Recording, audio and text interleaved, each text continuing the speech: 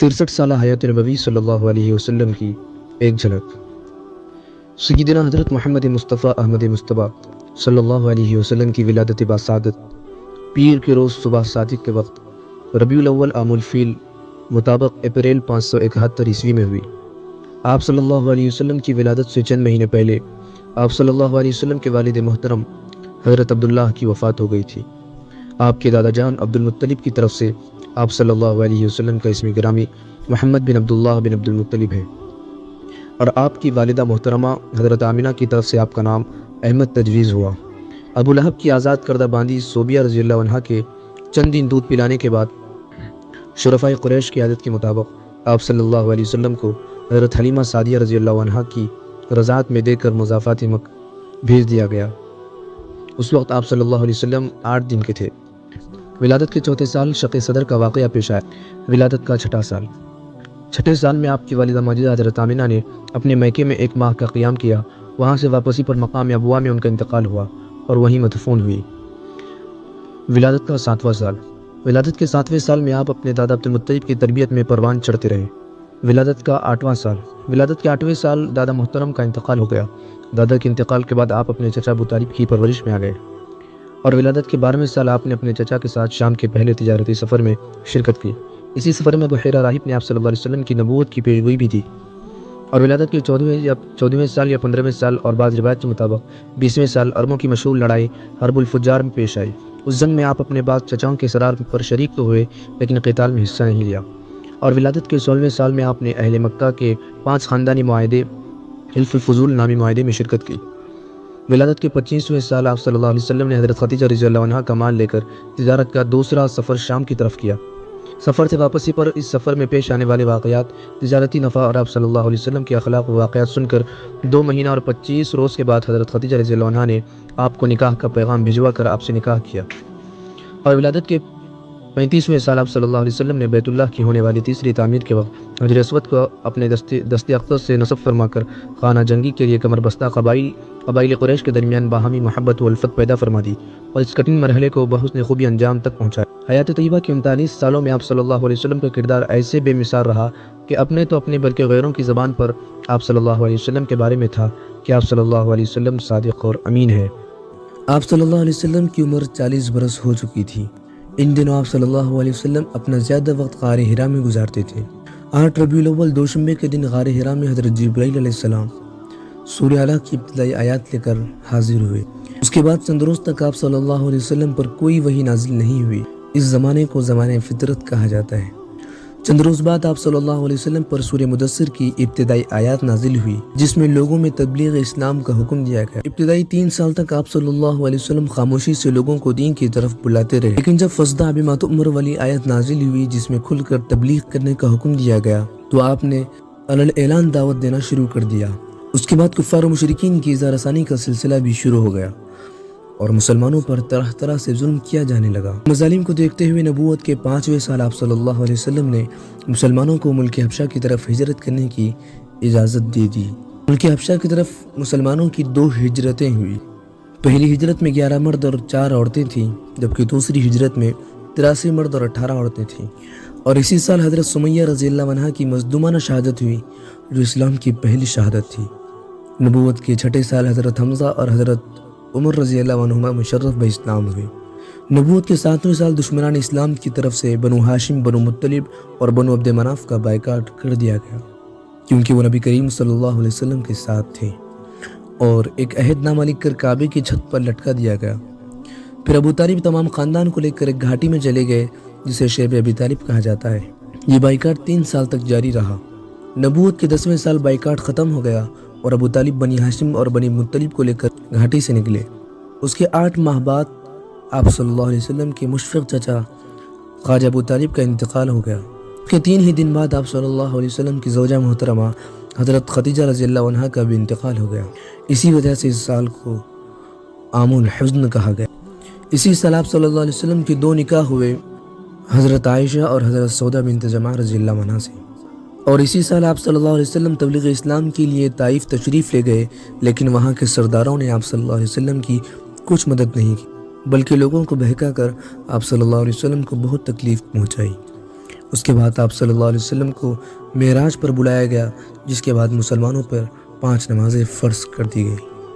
نبوت کے 11ویں سال حج کے موقع پر مدینہ کے 11 خوش نصیبوں نے اسلام قبول کیا اور آپ کے ہاتھ پر بیعت کی۔ اسی بیعت کو بیعت عقبہ اولیٰ کہا جاتا ہے۔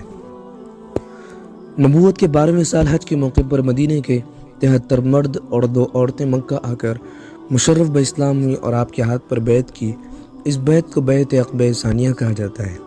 نبوت کے 13ویں سال آپ صلی اللہ علیہ وسلم نے مسلمانوں کو مدینہ کی طرف ہجرت کرنے کی اجازت دے دی۔ مسلمان خفیہ طور پر مدینہ ہجرت کرنے لگے۔ ادھر جب مکہ والوں نے دیکھا کہ مسلمان مدینہ میں جمع ہو گئے ہیں اور شاید اب نبی کریم صلی اللہ علیہ وسلم بھی چلے جائیں گے، تو انہوں نے دارالندوہ میں مشورہ کیا اور مشورے میں یہ بات طے کی کہ ہر خاندان میں سے ایک جوان تلوار لے کر آپ صلی اللہ علیہ وسلم کے گھر کا گھیراؤ کر لے، اور جب آپ صلی اللہ علیہ وسلم صبح گھر سے باہر آئیں تو سب مل کر حملہ کریں۔ تمام قبائل کی شرکت کی وجہ سے بنو ہاشم تمام قبائل سے بدلہ نہیں لے سکتے۔ اللہ تعالیٰ نے آپ صلی اللہ علیہ وسلم کو اس واقعے کی خبر دے دی۔ آپ صلی اللہ علیہ وسلم نے لوگوں کی امانتیں حضرت علی رضی اللہ عنہ کے حوالے کی اور ان کو اپنے بستر پر سلا دیا۔ آپ صلی اللہ علیہ وسلم سیدھے ابوبکر صدیق رضی اللہ عنہ کے گھر تشریف لائے اور 27 صفر 13 نبوی بروز جمعرات ان کو ساتھ لے کر سور نامی پہاڑ کے اونچے غار کی پناہ لی۔ 3 دنوں تک وہیں رکے رہے، پھر یکم ربیع الاول 13 نبوی بروز اتوار رات کو مدینہ کی طرف نکلے۔ یہ قافلہ 4 آدمیوں پر مشتمل تھا، نبی کریم صلی اللہ علیہ وسلم، حضرت ابوبکر اور ان کے غلام، اور راستہ بتانے والا شخص حضرت عبداللہ بن اریقط پر مشتمل تھا۔ اس طرح اسلام کی تاریخ کا ایک نیا دور شروع ہوا۔ ہجرت کا پہلا سال آپ صلی اللہ علیہ وسلم کا قافلہ غار ثور سے نکل چکا تھا۔ یہ قافلہ دن و رات مسلسل سفر طے کرتا ہوا 8 ربیع الاول 13 نبوی مطابق 20 ستمبر 422 عیسوی بروز پیر کو قبا پہنچا۔ قبا میں آپ صلی اللہ علیہ وسلم نے چند دن قیام کیا اور وہاں ایک مسجد بنائی۔ یہ اسلام کی پہلی مسجد تھی۔ آپ صلی اللہ علیہ وسلم نے وہاں جمعے کی نماز پڑھائی اور خطبہ دیا۔ اس کے بعد مدینہ منورہ تشریف لائے۔ مدینہ میں انصار نے آپ صلی اللہ علیہ وسلم کا بڑی ہی محبت کے ساتھ پرجوش انداز میں استقبال کیا۔ مدینہ کا ہر شخص یہ چاہتا تھا کہ آپ صلی اللہ علیہ وسلم کا قیام میرے گھر پر ہو، لیکن آپ صلی اللہ علیہ وسلم کی اونٹنی حضرت ابو ایوب انصاری رضی اللہ عنہ کے مکان پر رکی اور آپ صلی اللہ علیہ وسلم انہی کے مہمان ہوئے۔ اس طرح اسلام کی تاریخ کا ایک نیا دور شروع ہوا اور ہجرت سے اسلامی تاریخ کا آغاز ہوا۔ ہجرت کے پہلے سال نبی کریم صلی اللہ علیہ وسلم نے سب سے پہلے 2 یتیم بچے حضرت سہل اور سہیل کی زمین خرید کر مسجد نبوی تعمیر فرمائی۔ اس کے بعد آپ صلی اللہ علیہ وسلم نے مدینہ کے یہودیوں سے امن کا معاہدہ کیا اور مہاجرین اور انصار کے درمیان مواخات یعنی بھائی چارہ قائم فرمایا، جس سے بے سہارا مہاجرین کے لیے ٹھکانے کا انتظام ہوا اور محبت و بھائی چارگی کا ماحول پیدا ہو گیا، اور اسی سال حضرت عائشہ رضی اللہ عنہا کی رخصتی ہوئی۔ ہجرت کے دوسرے سال 12 صفر میں مسلمانوں کو جہاد کی اجازت ملی اور اسی سال 17 رمضان کو حق و باطل کا سب سے پہلا معرکہ غزوہ بدر ہوا، جس میں کافروں کی تعداد 1000 تھی اور مسلمانوں کی تعداد صرف 313 تھی۔ اللہ تعالیٰ نے اس جنگ میں مسلمانوں کو کامیاب کیا۔ جنگ میں 14 مسلمان شہید ہوئے جبکہ 70 مشرکین مارے گئے۔ غزوہ بدر کے بعد حضرت فاطمہ الزہرا رضی اللہ عنہا کا سیدنا حضرت علی رضی اللہ عنہ سے نکاح ہوا۔ اسی سال مسجد اقصی کے بجائے بیت اللہ کو جہت قبلہ قرار دیا گیا، اور اسی سال رمضان کے روزے زکوٰۃ صدقۃ الفطر عیدین کی نمازیں فرض ہوئی، اور اسی سال آپ صلی اللہ علیہ وسلم کے صاحبزادی حضرت رقیہ رضی اللہ عنہا کا وصال ہوا۔ ہجرت کے دوسرے سال غزوہ احد کا معرکہ پیش آیا۔ بدر کی ناکامی نے مکہ والوں کو بدلہ لینے پر مجبور کر دیا تھا۔ اس جنگ میں مشرکین کی تعداد 3000 تھی جبکہ مسلمانوں کی تعداد صرف 700 تھی۔ اس جنگ کی شروعات میں تو مسلمان کامیاب رہے، لیکن بعد میں کچھ تیر انداز پر مقرر صحابہ کی غلط فہمی کی بنا پر مسلمانوں کو شکست ہوئی، اور اس میں 70 صحابہ رضی اللہ عنہم اجمعین شہید ہوئے۔ آپ صلی اللہ علیہ وسلم کے پیارے چچا حضرت حمزہ رضی اللہ عنہ بھی انہی شہداء میں سے تھے۔ ان کی نعش مبارک کو دشمن نے مسلح کر دیا تھا۔ اس جنگ میں آپ صلی اللہ علیہ وسلم کے دانت مبارک بھی شہید ہو گئے اور آپ خون سے لہو لہان ہو گئے تھے۔ اسی سال گستاخان رسول کعب بن اشرف اور ابو رافع کو جہنم رسید کر دیا گیا، اور ہجرت کے تیسرے سال ہی حضرت فاطمہ رضی اللہ عنہا کے پاس حضرت حسن رضی اللہ عنہ کی ولادت ہوئی۔ ہجرت کے چوتھے سال مدینہ کے یہودیوں کے قبیلے بنو نذیر کو عہد شکنی اور غداری کی وجہ سے آپ صلی اللہ علیہ وسلم نے مدینہ سے جلا وطن کر دیا، اور اسی سال بئر معونہ کا واقعہ پیش آیا جس میں 70 صحابہ کرام رضی اللہ عنہ اجمعین کو دھوکے سے شہید کر دیا گیا۔ نجد کے کلاب خاندان کا سردار ابو برا عامر بن مالک دوسرے چند لوگوں کے ساتھ حضور صلی اللہ علیہ وسلم کے پاس آیا اور یہ خواہش کی کہ آپ اپنے صحابہ کی ایک جماعت میرے ساتھ روانہ کریں، امید ہے کہ نجد کے لوگ مسلمان ہو جائیں۔ چنانچہ نبی کریم صلی اللہ علیہ وسلم نے اہل صفہ میں سے 70 قرہ صحابہ کرام کو بھیج دیا، لیکن ان لوگوں نے وعدہ خلافی کی اور 70 صحابہ بئر معونہ کے پاس دھوکے سے قتل کر دیے گئے۔ حضور صلی اللہ علیہ وسلم نے اس قصے کے بعد 40 دن تک فجر کی نماز میں قنوت نازلہ پڑھی۔ آخر یہ بستی طاعون کی بیماری میں ہلاک ہو گئی۔ اس کے علاوہ سن 4 ہجری میں غزوہ ذات الرقاع اور غزوہ سویق پیش آیا۔ اسی سال آپ صلی اللہ علیہ وسلم نے حضرت ام سلمہ رضی اللہ عنہا سے نکاح کیا، اور اسی سال آپ صلی اللہ علیہ وسلم کے نواسے حضرت حسین کی ولادت ہوئی، اور اسی سال شراب حرام کی گئی۔